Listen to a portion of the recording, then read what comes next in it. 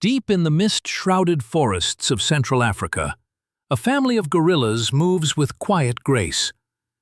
Their lives are ancient, unchanging, bound to the rhythm of the jungle. But imagine, just for a moment, that among them, a child was left. A human child, from his very first breath, raised not by human hands, but by the arms of gorillas. What kind of person would he become? What body would he grow into? What mind would he carry? Would he ever speak a human language? Or would he remain silent, echoing only the cries of his gorilla family?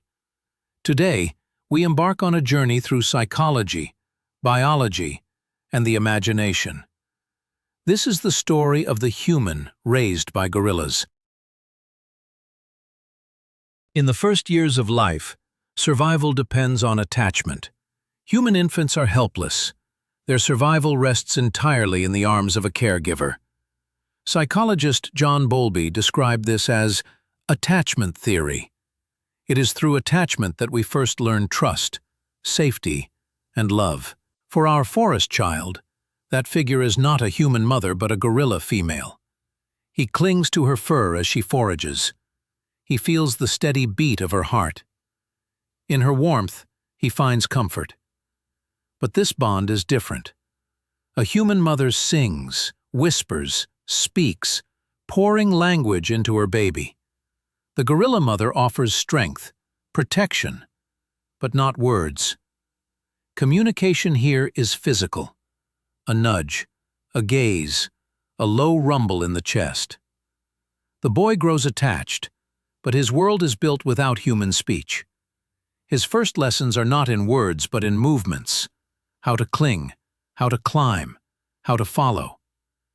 He belongs, but he also does not. Human language has what scientists call a critical period.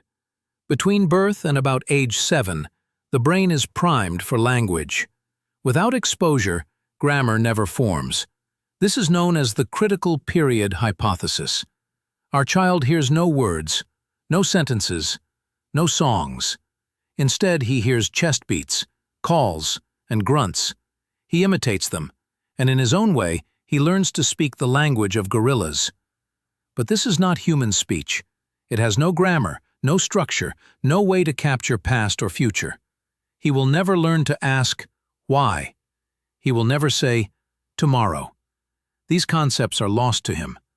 Without human voices, the window for language closes forever, and with it, a doorway to the human mind. Abstract thought, storytelling, memory shared through words, remains sealed. As he grows, the jungle sculpts his body. He climbs trees daily, strengthening his arms and shoulders. His legs grow powerful, but his posture is not upright like ours.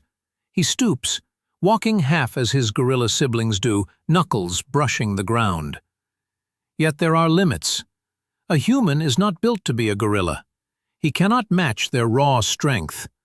A full-grown gorilla can lift 5 times more than the strongest human. He is always weaker, always slower. Food, too, reshapes him. Gorillas thrive on raw plants, fruits, stems. The boy eats the same, but his human digestion struggles. His stomach aches. He is thinner, more fragile.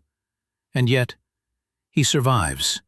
His body is caught between 2 worlds, human in form, gorilla in training. Psychologically, his development is unlike ours.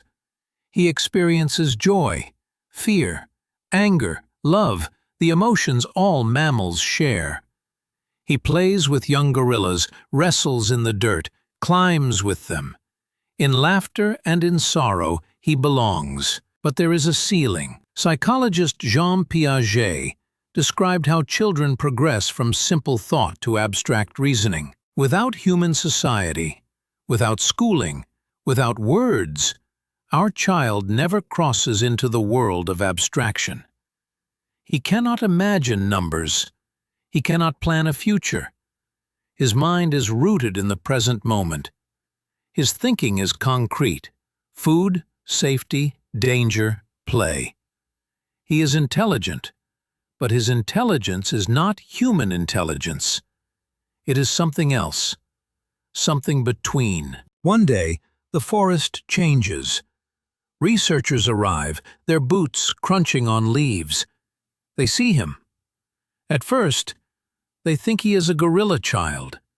But then, they realize he is human. The boy freezes. He stares with wide eyes. His body tenses.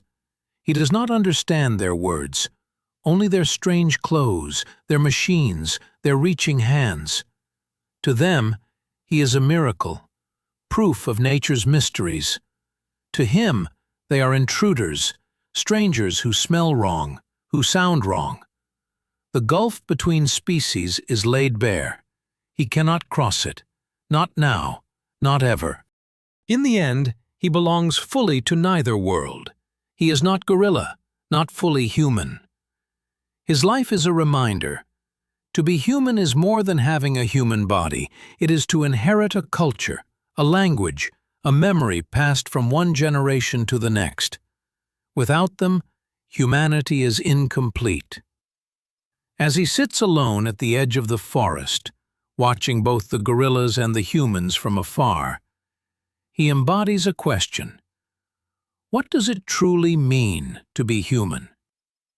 The answer lies not only in our biology, but in the voices we share, the stories we tell, and the bonds that make us more than flesh and bone.